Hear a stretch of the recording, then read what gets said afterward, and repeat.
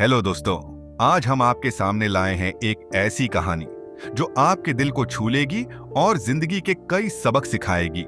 ये कहानी है मेहनत, विश्वास और कभी-कभी गलत रास्तों पर भटकने की। लेकिन सबसे बड़ी बात ये बताती है कि अगर इरादे मजबूत हों तो इंसान कितना भी गिरे वो फिर से उठ सकता है।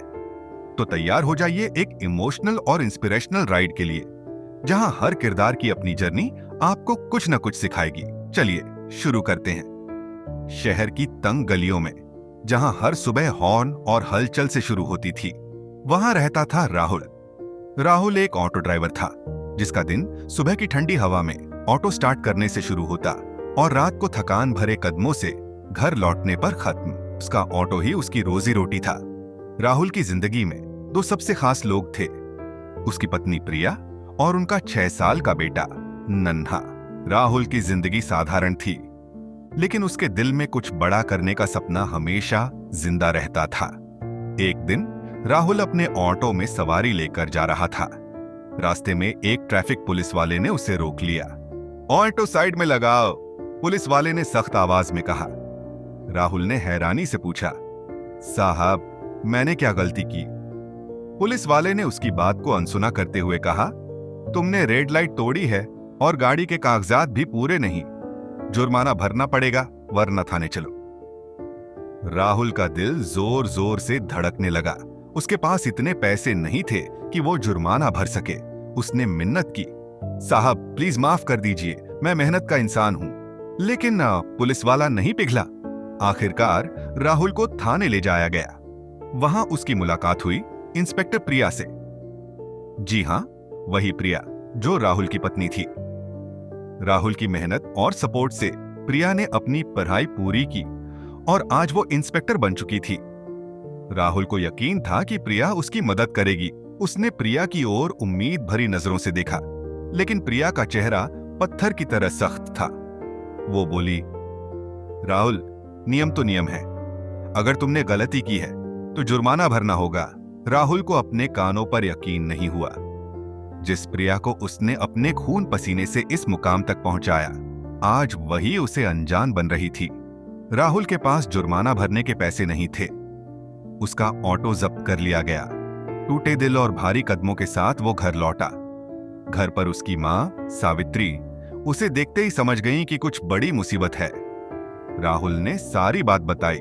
सावित्री ने गहरी सांस ली और बोली, बेटा प्रिया का दिल अब बदल गया है।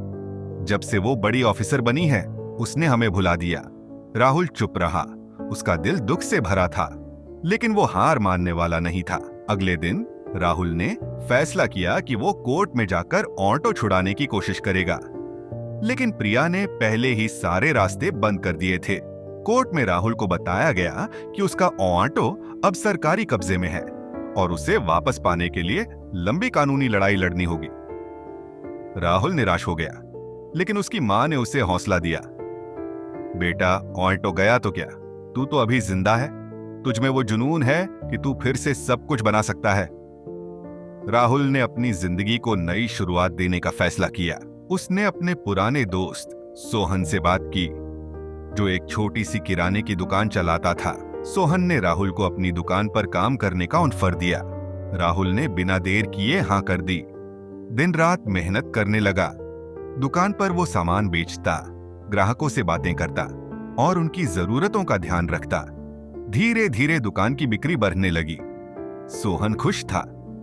उसने राहुल को अपने बिजनेस में पार्टनर बना लिया। इसी बीच राहुल ने अपने पुराने सपने को फिर से जिंदा किया। वो बचपन से पढ़ाई में अच्छा था, लेकिन प्रिया की पढ़ाई के लिए उसने अपनी पढ़ाई छोड़ दी थी। अब उसने ठान लिया कि वो अपनी पढ़ाई पूरी करेगा। उसने दिन में दुकान पर काम किया और रात को किताबें खोली। सावित्री और नन्हा उसे देखकर खुश होते। नन्हा तो अपने पापा का सबसे बड़ा फैन था। पापा तुम तो सबसे बेस्ट हो, वो अपनी मासूम आवाज में कहता। उधर प्रिया की जिंदगी वैसी नहीं थी जैसी बाहर से दिखती थी। उसकी वर्दी और पावर ने उसे अंदर से बदल दिया था। वो अपने परिवार से दूर होती जा रही थी।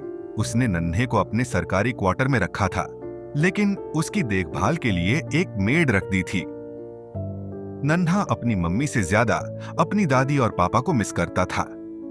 प्रिया का ध्यान अब सिर्फ अपनी ड्यूटी और तरक्की पर था।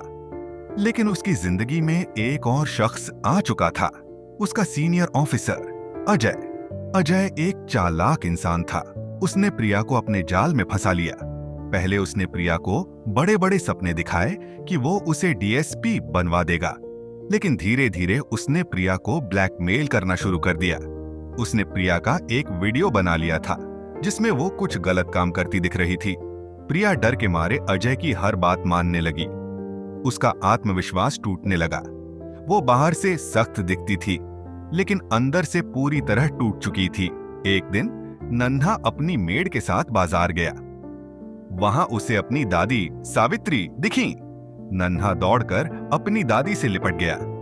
दादी, मुझे तुम्हारे पास रहना है। मम्मी मुझे बिल्कुल प्यार नहीं करती, वो हमेशा उस अंकल के साथ रहती हैं। सावित्री का दिल बैठ गया। उन्होंने नन्हे को गले लगाया और समझाया, बेटा सब ठीक हो जाएगा, तुम बस हिम्मत रखो। मेड ने जल्दी से नन्हे को वापस ले लिया, लेकिन सावित्री का मन बेचैन था। उन्होंने राहुल को सारी बात बताई। राहुल का गुस्सा 7वें आसमान पर था। उसने फैसला किया कि वो नन्हे को वापस ले आएगा।